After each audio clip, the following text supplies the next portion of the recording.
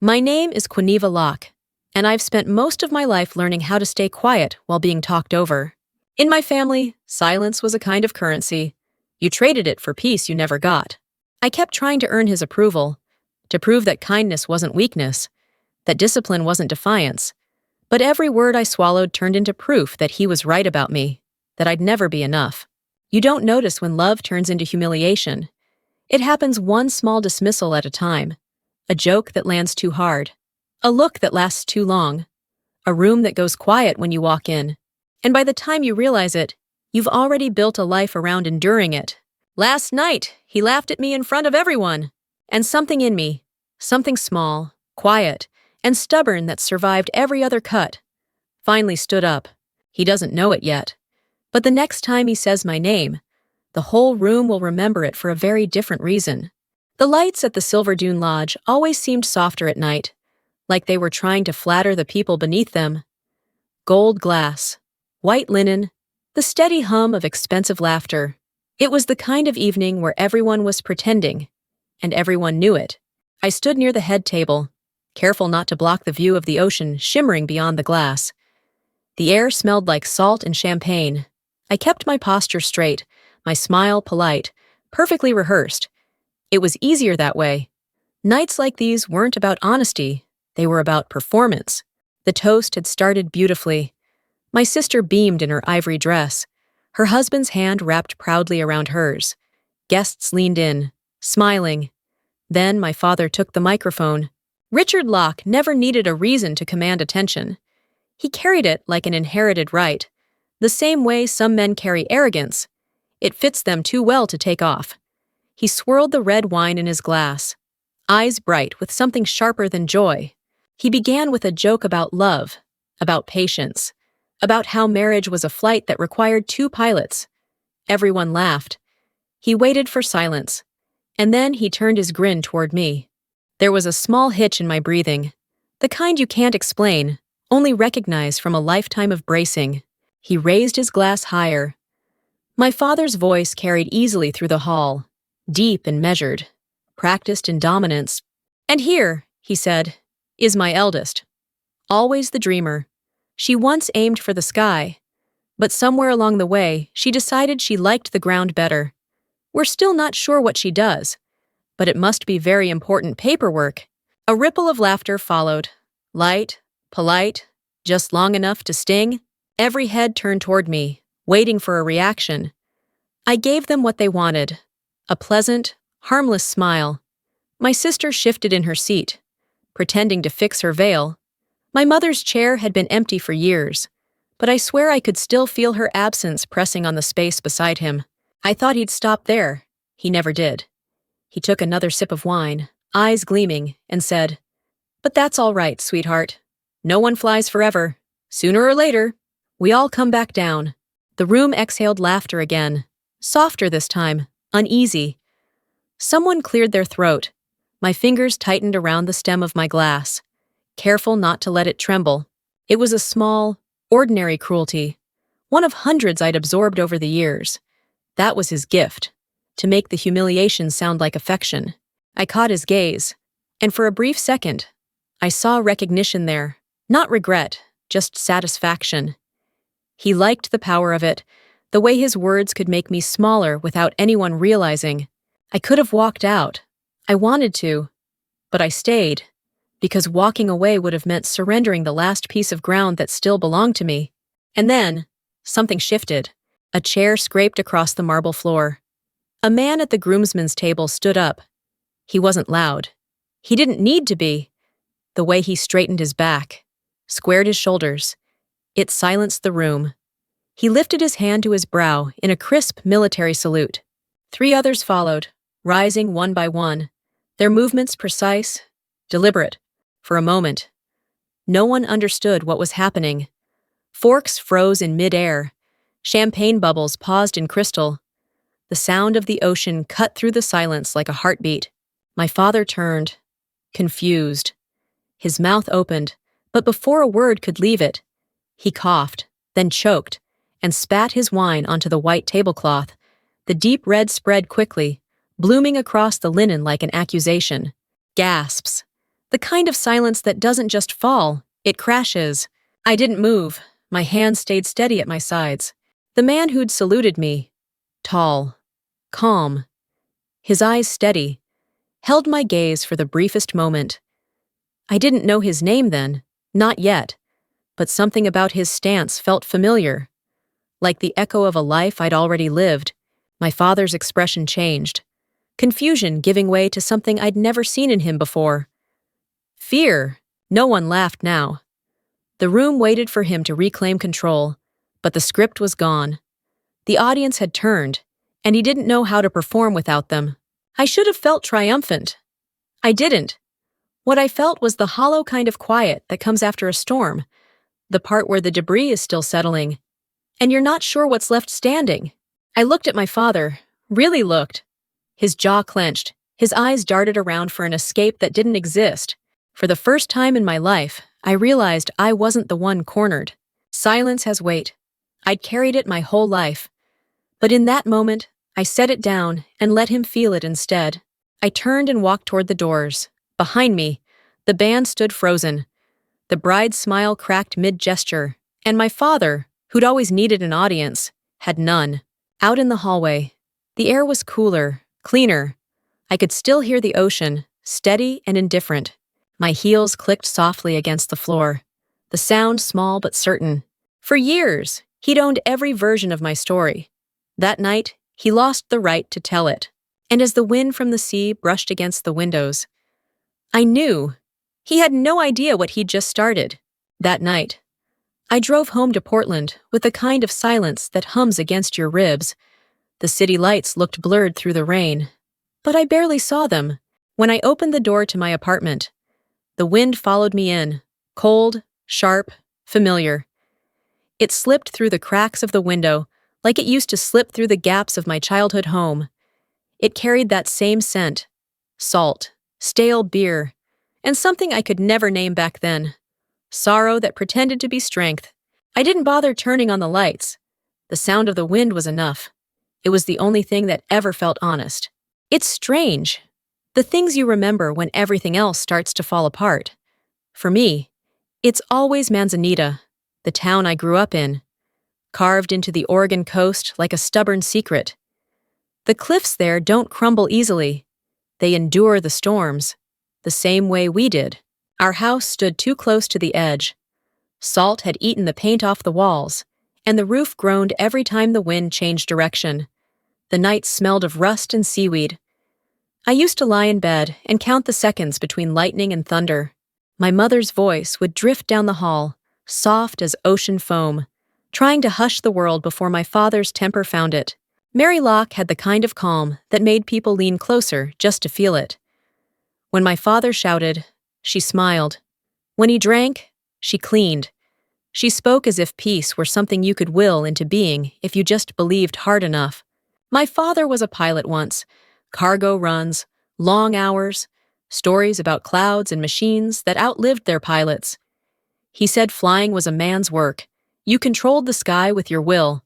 But when the work dried up and the bills grew teeth, the sky stopped answering him. That's when the drinking started. And then came the storm. It was late. Too late for anyone to be out. The kind of wind that doesn't just move, it claws. I remember standing by the window, the glass trembling beneath my hands. My mother had gone with him that evening, insisting she could help steady the boat.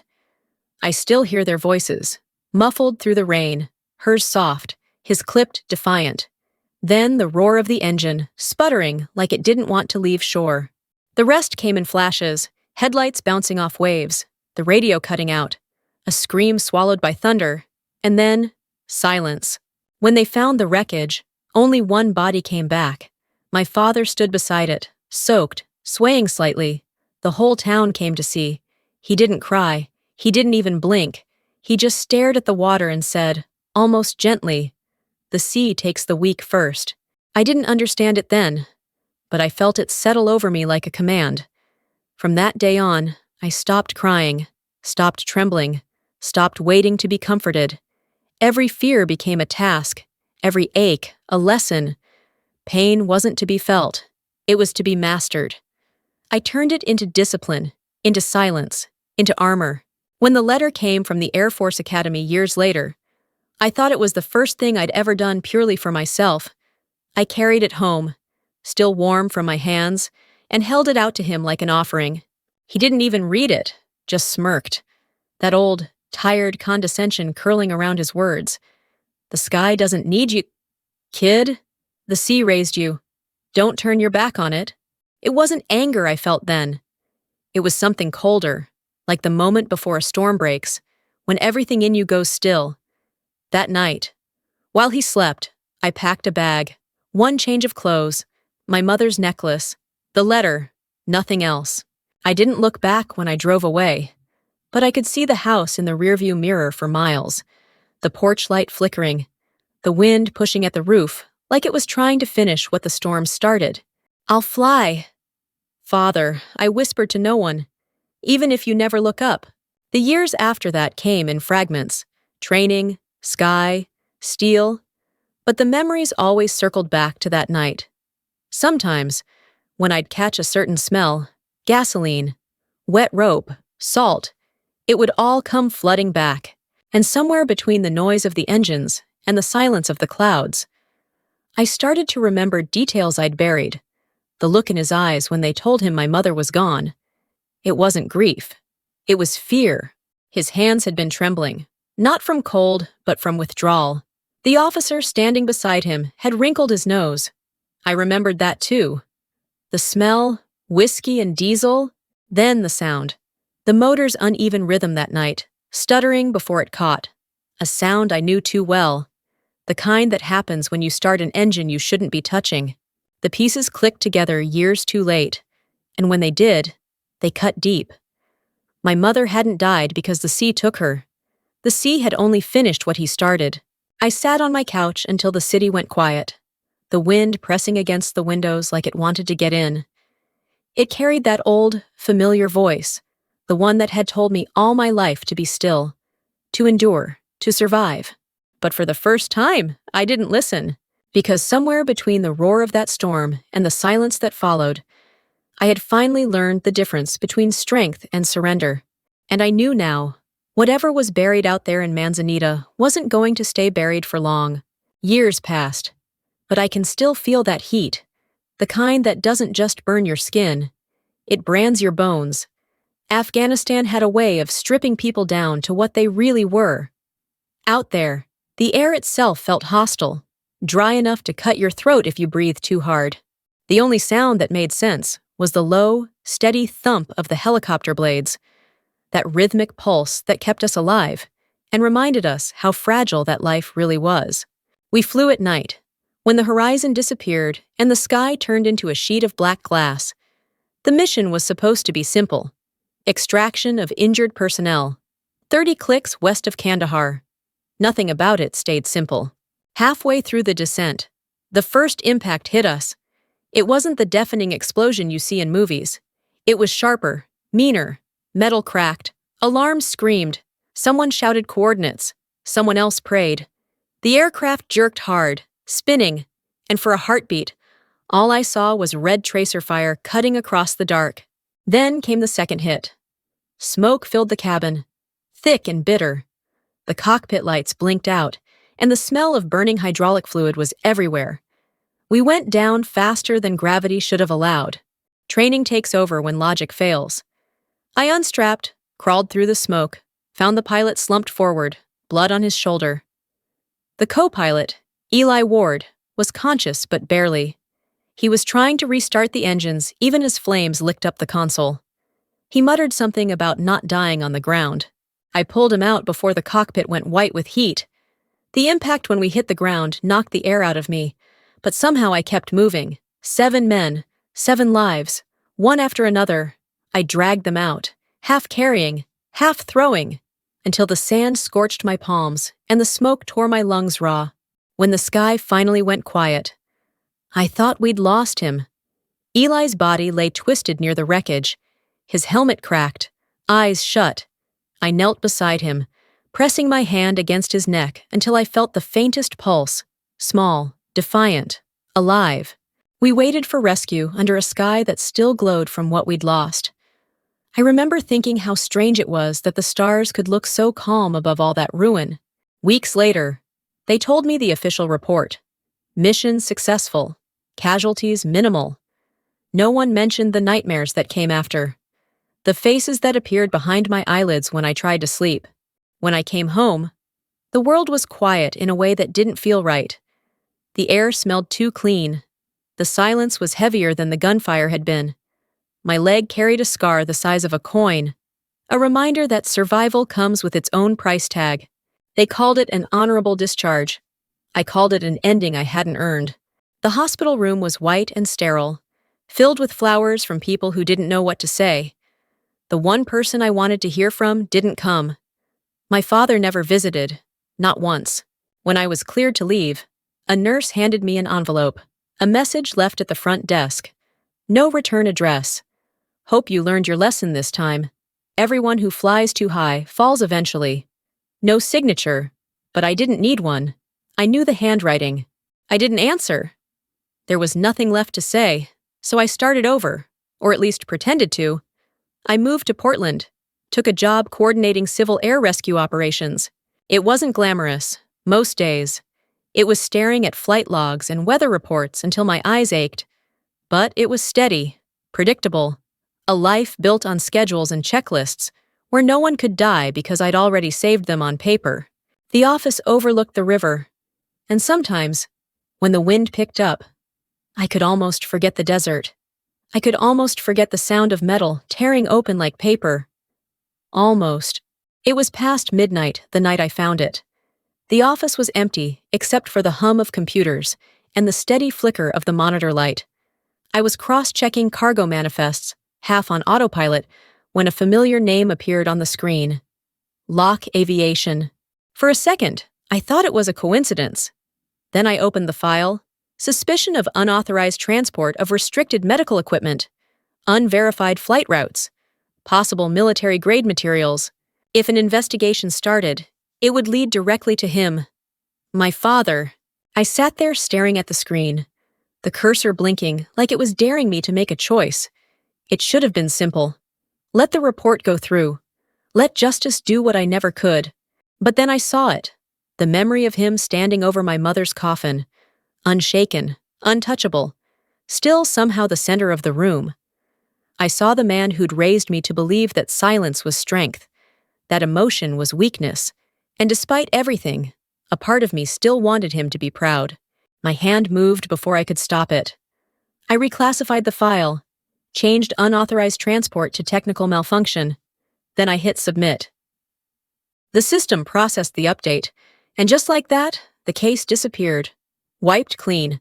I told myself I'd done it to protect the family name, that it wasn't about him, or me, that I was just preventing another war from starting in a smaller house. But the truth sat heavy in my chest. I'd done it because I couldn't bear to see him fall, even when he deserved it. I went home, showered, tried to sleep. But every time I closed my eyes, I heard it. The sound of rotor blades turning, smoke in my throat. The voice of a man I thought had died.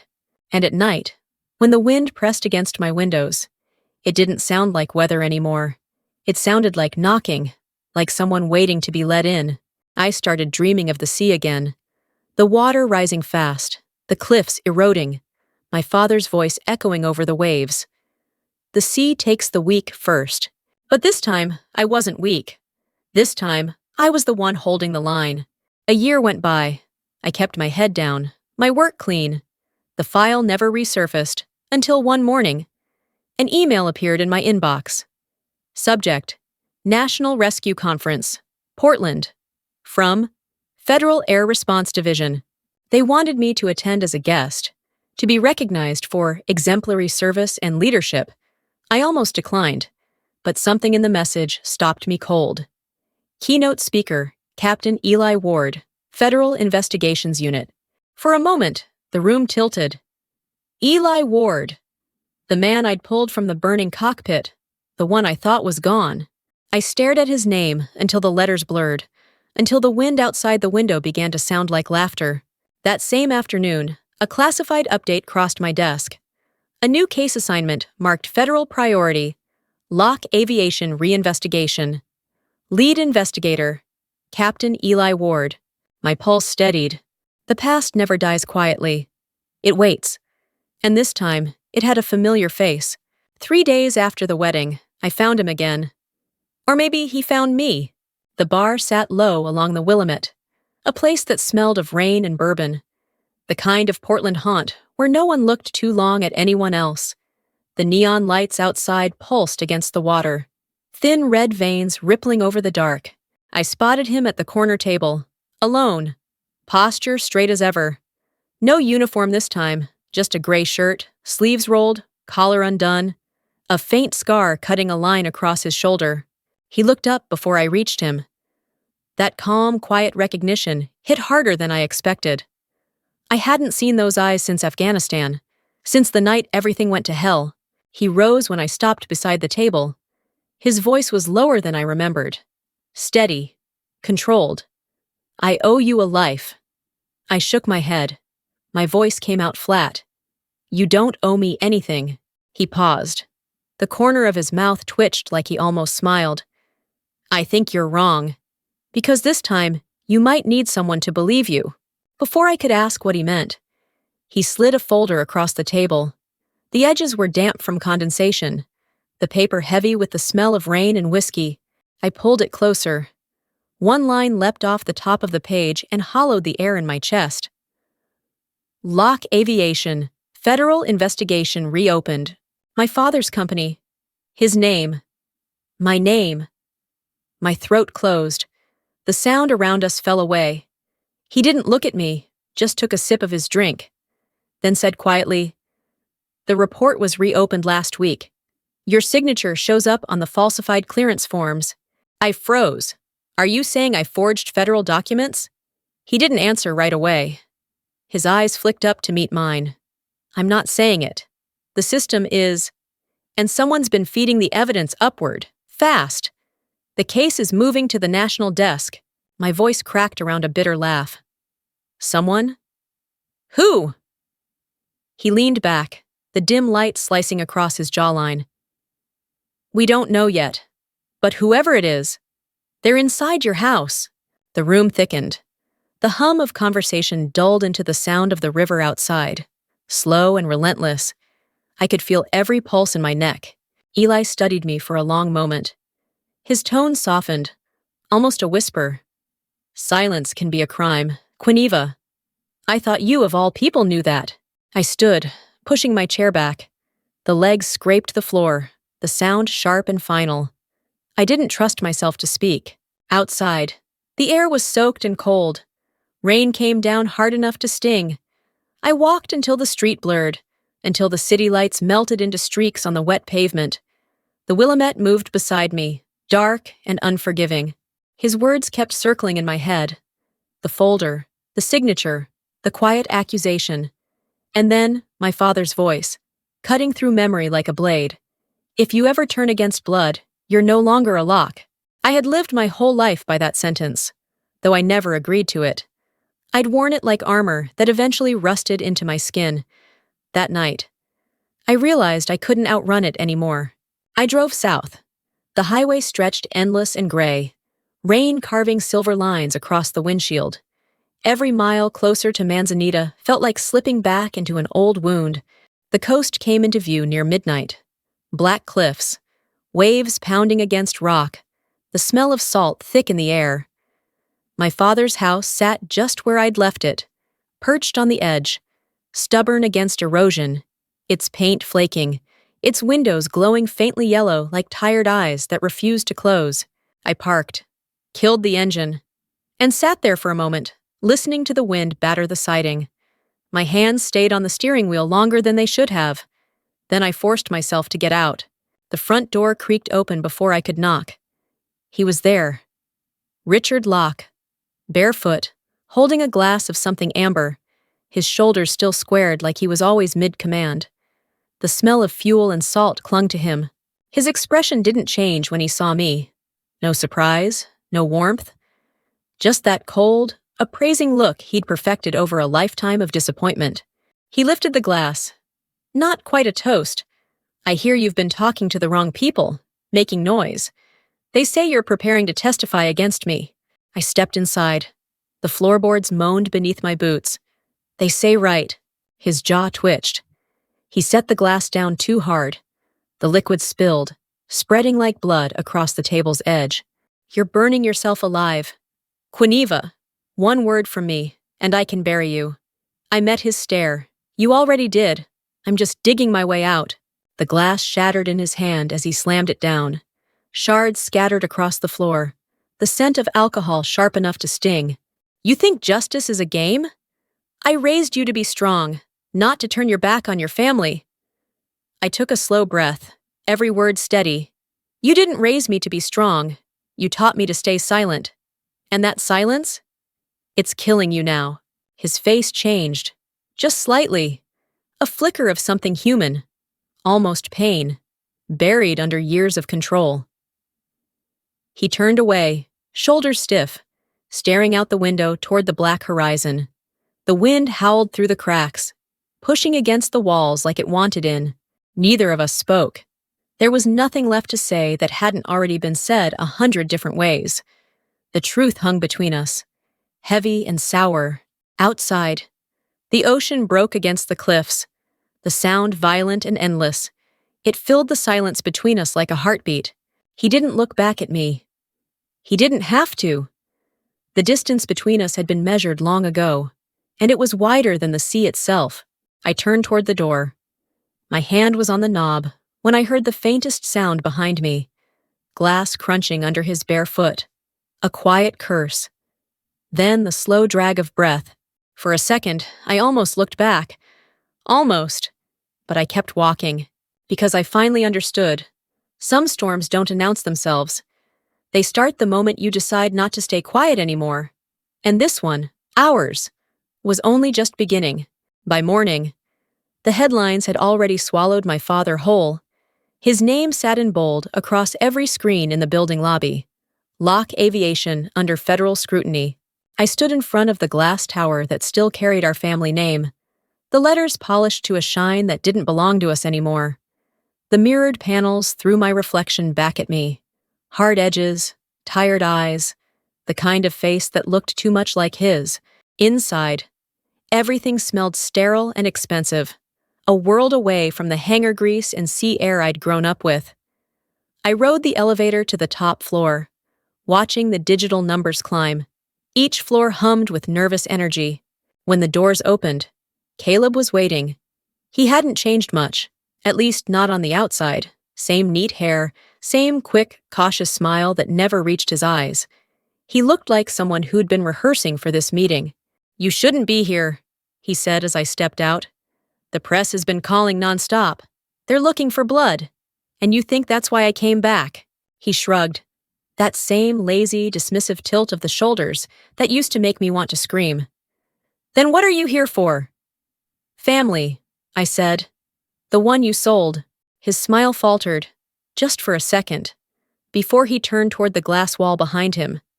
Outside, the sky was bruising gray over the river.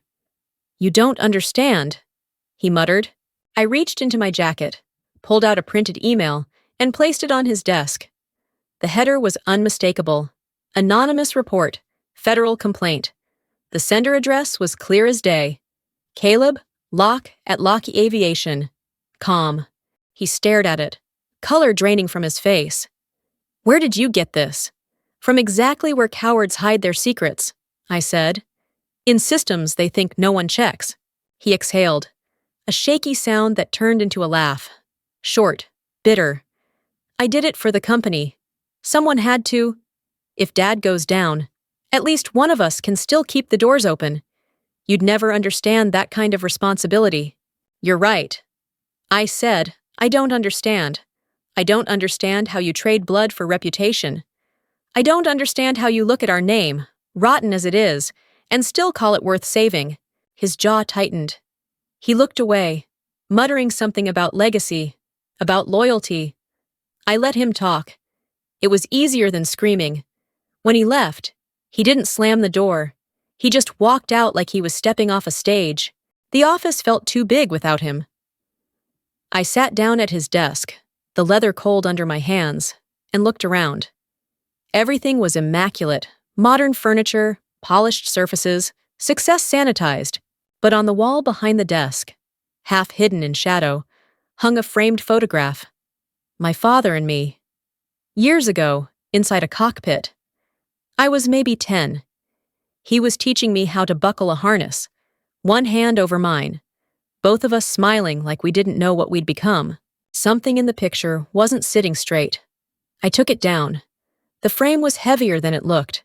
Behind it, taped to the wall, was a small flash drive, black, plain, wrapped with masking tape that had gone brittle with time. My pulse jumped. I plugged it into Caleb's laptop. A folder appeared. No password, no encryption, flight logs, cargo manifests, clearance reports. Every single document was marked confidential, military transport, and every clearance form carried the same electronic signature. Mine. The screen blurred for a second, and I had to blink to steady it. The reality was too simple, too cruel. My father hadn't just broken the law. He'd done it under my name. He'd used my military credentials, my service record, my past to make his crimes look legitimate. The air in the room felt too thin. I closed the laptop, pressed my palms against the desk, and stayed like that for a long minute, breathing through the fury clawing up my throat. That evening, I drove back to the house on the cliff. The drive took less than 2 hours, but it felt like crossing decades. The air smelled of storm, metallic, electric, alive. Clouds rolled low over the horizon, dragging the light down with them. When I walked in, he was already waiting, sitting in the dark with the TV flickering blue across his face. The news anchor's voice filled the silence, talking about the federal inquiry, about new evidence coming to light. He didn't mute it. I stood in the doorway until he finally turned his head. The glass in his hand caught the light, red like a wound.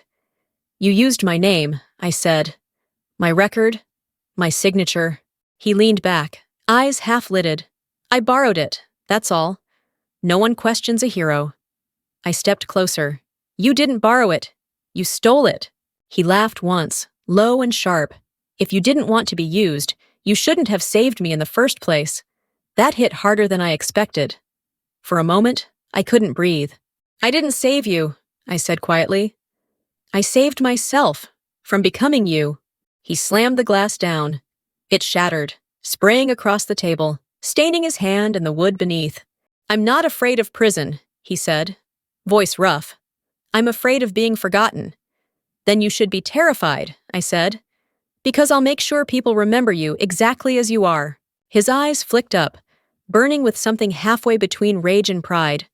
For a heartbeat, I saw the man he used to be, the one who could charm an entire room, command a crew, convince anyone he was unbreakable.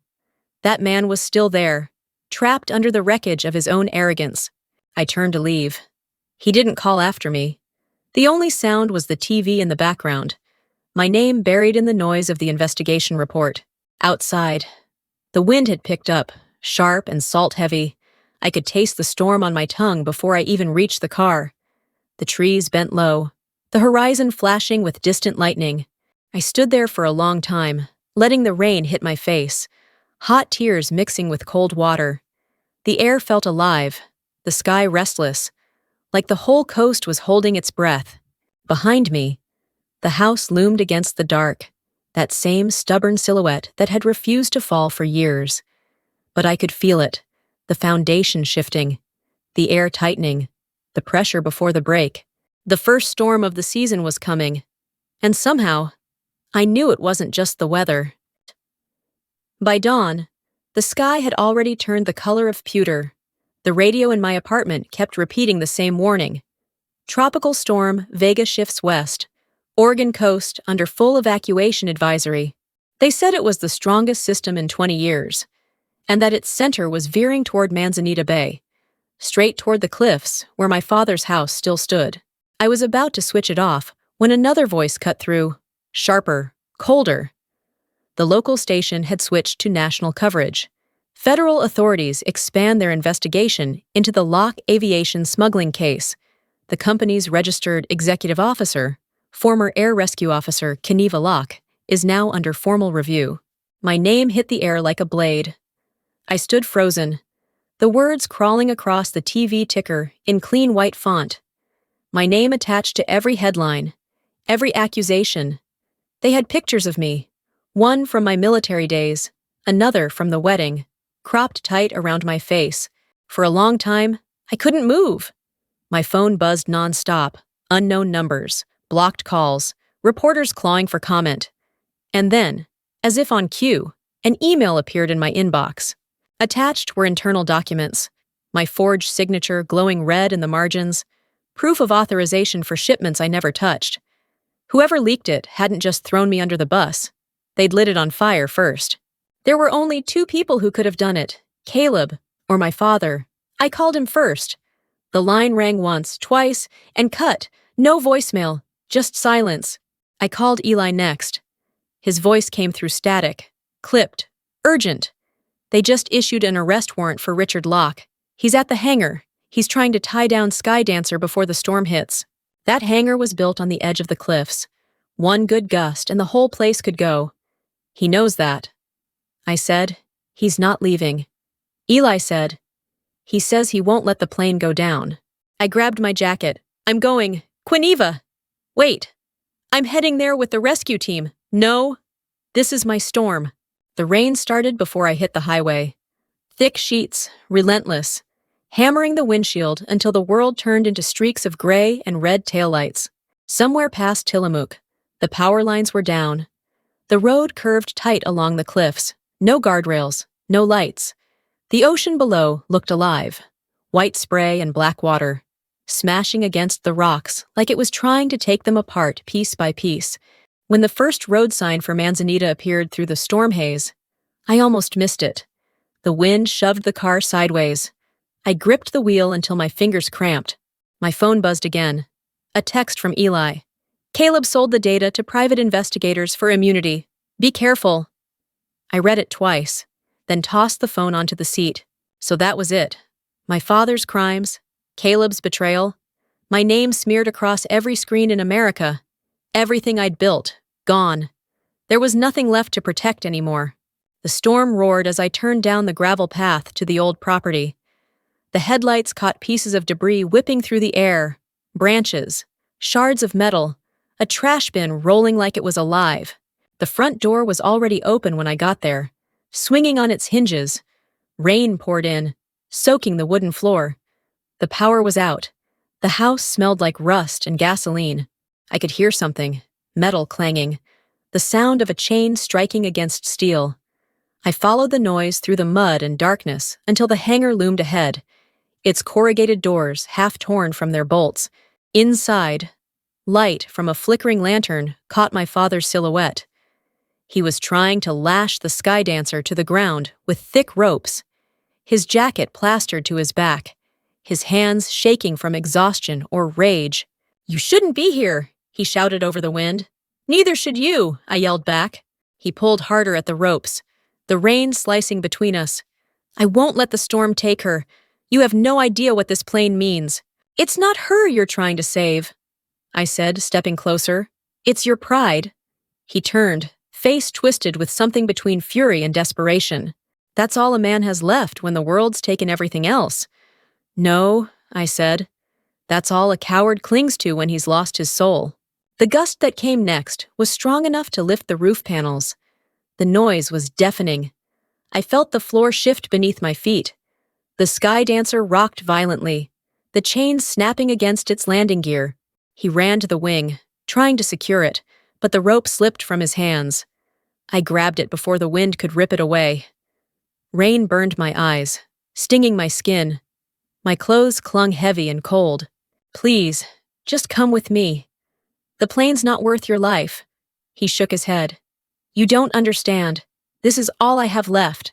Then let it go, I said, pulling at the rope. He shouted back, voice raw, breaking apart with the wind. You think saving me makes you a hero? Enough. Quineva! Nobody remembers who saves them. They only remember who dies trying. I met his eyes, steady. I'm not saving you for gratitude. I'm saving you so it finally ends. The wind screamed. Metal shrieked. Something gave way, the sound of a bolt snapping. The sky dancer lurched, one wheel sliding off the platform. He lunged toward it. I caught his arm, yanking him backward. We both hit the concrete hard, the rain hammering down, the cold seeping into my bones. "Caleb!" He stumbled in, soaked to the bone, clutching a waterproof case against his chest. "What the hell are you doing here?" I shouted. He glared at me, eyes wild. "I came for the data. The FB, I will pay double for the original logs." My father's head snapped up. "You sold us out!" Caleb's voice cracked. "You did that first. You used her name. You made us all complicit." "Stop it!" I yelled. "None of this matters anymore." Lightning tore the sky open above us, the flash blinding white. Thunder hit a second later, shaking the hangar so hard I thought it would collapse. Caleb stepped back, the floor slick beneath his boots. His heel hit a coil of rope, and he went down hard. The case flew from his hands, skidding across the concrete, bouncing once, then disappearing under the wing of the sky dancer. I sprinted toward it, but the wind shoved me sideways. My father was already moving, crawling toward the plane, shouting over the roar, "Don't leave it! That's everything! No!" I screamed, grabbing the rope that tethered the wing. "That's our damnation!" The sky dancer lifted, an impossible, broken thing, dragged backward toward the cliffs. For a heartbeat, it hung there against the lightning. Then it was gone, swallowed by the sea below. "I've lost everything," he cried. "What will you save now, Quineva? What will you use to redeem us?" I stood there, rain mixing with the tears on my face, by not letting it kill anyone else. I said. The hangar was gone, half collapsed, half ripped apart by the wind. Sheets of metal twisted through the air like blades, sparks from severed power lines bursting in the dark. Caleb had already vanished into the storm, running toward the cliffs. His silhouette disappeared in the white chaos, the rain erasing him before I could call his name. "Get out! Leave me!" I grabbed his arm, my fingers slipping against his soaked jacket. I could barely see him through the torrent, just flashes of his face when lightning struck. "You want to die like your mother?" "No," I said through the wind. "I just want to live differently from her." We slid down the muddy embankment, mud and rocks cutting at our skin until we landed hard against the lower cliff face. The sea was inches away now, boiling and white, each wave exploding upward like an animal trying to break free. My father groaned beside me, clutching his side. Blood ran down his arm from a long unclean gash where a piece of corrugated metal had sliced him. "Take my hand," I yelled, my voice nearly lost to the wind. He shook his head weakly. "I can't. I'm done." "Then let me pull," I said, grabbing at his jacket. "Don't fight me." Every inch was a battle. The mud was slick, the slope steeper than it looked. I planted my boots, digging into the earth, pulling him up with every ounce of strength I had left. Lightning exploded above us, turning the world white. Then, through the noise, I saw it, a beam of light cutting through the storm. Searchlights, far above the cliffs. A helicopter circled, its blades struggling against the wind. The rescue team. Eli. "Quineva, the current's too strong. We can't get closer. If you don't move now, neither of you will make it." I pressed the transmitter against my mouth. "I'm not leaving him." "He's choosing to stay," Eli shouted. "Then I choose not to leave." The cliff was a graveyard of debris now. Metal scraps, broken wood, the ghost of the sky dancer somewhere in the dark water below. When my hands finally found solid ground, I pushed with everything I had. We tumbled onto the ridge, gasping, mud in our teeth, rain in our eyes. "You're insane," he rasped. "I learned from you," I said, half laughing, half crying. "You think saving me makes you clean?" "No," I said quietly. "But it makes me different from you." The thunder cracked again. Closer this time. I turned toward the hangar, or what was left of it. The storm had shifted. The sky dancer, once chained down, had broken free of the wreckage. It hit the rock wall once, twice, and then with a sound like thunder's echo, it crashed. A section of the fuselage splintered, the wings tearing loose, pieces tumbling into the sea. The wind began to change. Softer now, uncertain. The storm was retreating, leaving behind its damage like scars on the earth. I turned to my father, whose breath came in short, wet gasps. He was shivering, his blood mixing with the rain. From the sky above, the thrum of rotors returned. "Take it," I said to my father, pushing the harness into his hands. He stared at it like it was a foreign object. His lips were blue. "I can't. My legs." "Then don't. I'll do it for you." "You always wanted to teach me how to fly," I said softly. "Guess it's my turn." The rope jerked upward. The wind caught him, lifting him off the ground. For a second, he looked weightless, arms limp, head tilted toward the fading light. The rope dropped again. This time, I looped it around myself. When the harness caught and the pull came, I rose through the rain, the cliff shrinking beneath me, the sea roaring below. For a brief second, the storm opened, and the world was all light and motion. It hit me then, the strange, impossible piece of it, the realization that, for the first time in my life, I wasn't afraid of falling. I looked down through the glass of the storm, where the coastline blurred into silver, the house, the hangar, the broken pieces of the sky dancer, all fading beneath the waves. The world tilted, and the wind wrapped around me like an old, familiar friend. For the first time, I was flying, not to escape, not to prove, not to save, just to rise. And below me, Manzanita sank into the gray sea, the storm finally exhaling its last breath. The storm had passed, but its sound stayed inside me. It lived in the steady drip of rain against the window and the hum of fluorescent lights above my hospital bed. When I opened my eyes, the world was muted, gray dawn leaking through half-drawn curtains, the air thick with antiseptic and silence. My left arm was wrapped in gauze. My shoulder ached with every breath. Somewhere down the hall, a heart monitor kept time like a clock I didn't trust. The storm had stripped everything bare, and now the quiet felt almost wrong. I tried to move, but the weight in my chest held me still. I remembered the wind, the fall, the rope, the feeling of being pulled upward while everything below sank. I remembered my father's face, pale and broken in the floodlight, his hand cold in mine. Then the door opened. Eli stepped in, his uniform replaced by a gray sweater, his eyes ringed in sleepless blue. He looked older than he had 3 days ago. Without a word, he pulled a chair close to the bed and set something small on the table.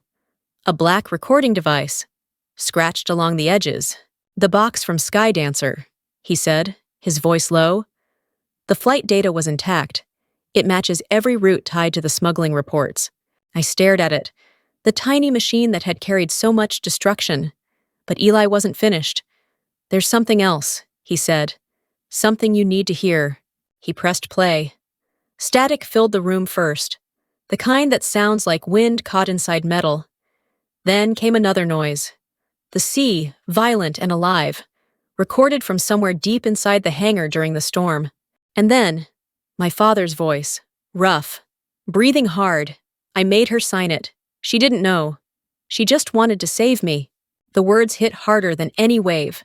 I closed my eyes, my pulse hammering in my throat. 13 words.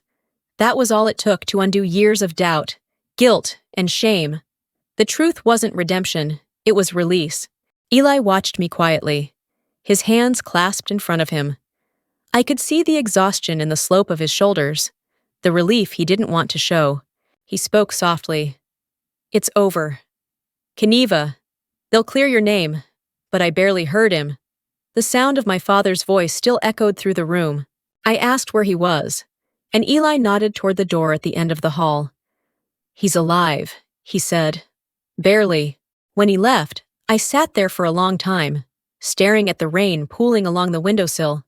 I thought of how many years I'd spent waiting for that man to say something, anything that could undo what he'd done. And now, he finally had. But it wasn't apology I wanted. It was understanding. I stood, the IV tugging at my arm as I made my way down the hall. The nurse didn't stop me. Maybe she saw something in my face that told her not to. My father's room was dim, the curtains drawn, the only light coming from the monitor beside his bed. The machine hummed in time with his breathing, slow, uneven. His right side was still. Only the left hand twitched occasionally against the blanket. He turned his head when I entered. The sharpness in his eyes was still there. Though dulled by pain and whatever medicine was keeping him between worlds, "I thought you wouldn't come," he rasped. "I didn't think you'd want me to," I said. "I don't. But the fact that you did means you're still a lock." "No," I said quietly. "It means I still know how to be human." For a moment, he said nothing. Then his mouth twitched, something between a grimace and a laugh. "I was always afraid you'd fly higher than me, so I made sure to shoot you down before you could." He coughed, the sound scraping his lungs raw. "When you pulled me out of that hangar, I finally understood. Not everyone who falls is weak." The words hung there, fragile, unsure of themselves. I sat beside him and took his hand. The skin was cold and rough, veins raised like old scars. For the first time, he didn't pull away. "I didn't save you to earn your thanks," I said. "I saved you so no one else would have to live the way we did." His eyes flickered toward the window, where the rain had turned to mist. For a second, I thought he might answer, but he only closed his eyes, his lips parting on a breath that trembled between defiance and surrender. A single tear slipped down the corner of his eye and disappeared into the pillow. Outside, the storm's last remnants tapped softly against the glass. I sat there until the nurse came back, until the morning light began to warm the walls. The machines hummed on, steady, indifferent. Somewhere inside that steady rhythm, I realized I wasn't waiting anymore. The chain between us, the one built from silence, guilt, and duty, had finally snapped. For the first time in my life, I could breathe without his shadow pressed against my chest. And for the first time, my father looked almost at peace. 3 weeks later, the rain finally stopped. Portland's skyline gleamed under a pale morning sun, the kind that feels more like forgiveness than light. The Federal Rescue Bureau held its press conference downtown, in a hall lined with flags and cameras. I stood near the back at first, unseen, the hum of reporters filling the air like static. Eli was on the stage, steady as always, his uniform pressed sharp, his expression unreadable. He adjusted the microphone. The crowd quieted. And then he spoke. "After thorough review," he said, "former Lieutenant Keneva Locke has been cleared of all charges. She was not involved in any criminal operations conducted by Locke Aviation. The evidence confirms she acted independently and in good faith to protect lives." He paused, letting the silence land. "She saved 7 soldiers during the 2009 Kandahar mission." He continued, "and 3 more during the Manzanita storm." I felt every word like a pulse beneath my ribs. He turned then, scanning the audience until his gaze found me. His voice softened, for her actions, both past and present. The Bureau awards her the Air Medal for distinguished service. The sound of cameras clicking was almost deafening. I walked forward under the blinding white of the flashlights, the crowd parting quietly as I reached the stage. Eli handed me the small silver medal, its ribbon the color of dusk. His hands brushed mine, just barely, but long enough for me to feel the tremor there, the unspoken weight we both carried. When he pinned it to my chest, the metal was cold against my skin, but somehow it felt light.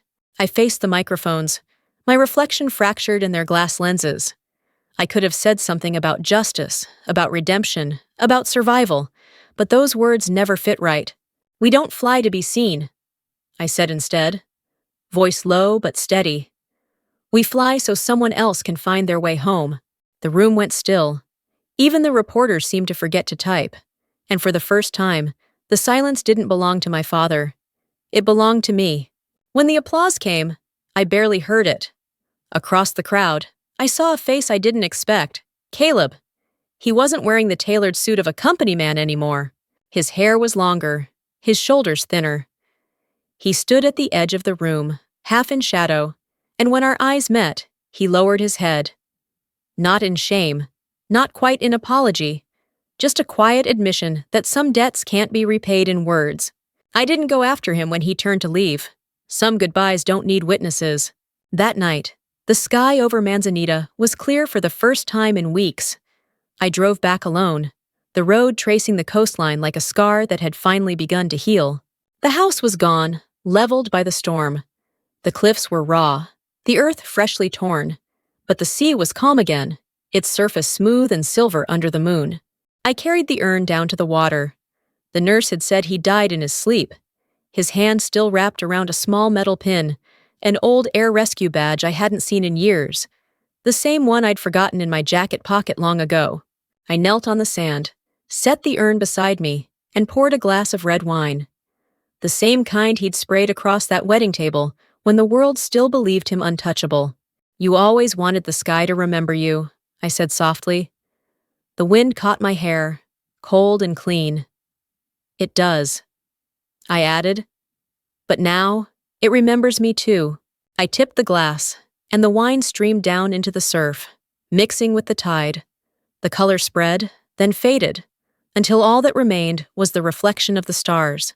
The waves reached up once, touched the shore, and drew back, carrying the last trace of red with them. I watched until the sea took everything, and for the first time since I could remember, the air around Manzanita smelled only of salt. No smoke, no rust, no guilt, just wind, and memory, and peace. A year later, the world had settled into a kind of quiet I'd once thought impossible. Portland had rebuilt what the storm had taken, and so had I. The seasons came and went without catastrophe, without noise. The Air Rescue Academy looked the same as it had the day I left. Clean corridors, metal doors, the faint scent of jet fuel clinging to the walls. Only the faces were new, eager, untouched by what the sky can really do to a person. I stood at the front of the classroom, watching 30 cadets in crisp uniforms scribble notes as if they could capture experience in ink. The syllabus said Aerial Crisis Management, but what I really taught had nothing to do with procedure. "There are 3 kinds of silence," I told them. They looked up, pens stilled. Silence born of fear, silence born of pain, and silence born of peace. You'll have to choose which one you can live with. A few of them nodded like they understood, but most didn't. They were too young for it to make sense. Still, a handful of eyes lingered on me, steady, searching, the kind that told me they'd remember those words one day, when the wind got too loud and the world too heavy. When the class ended, they saluted. I returned it with a small smile, then gathered my notes and stepped into the fading light. The drive to the coast took less than 2 hours, but every mile felt like a slow exhale.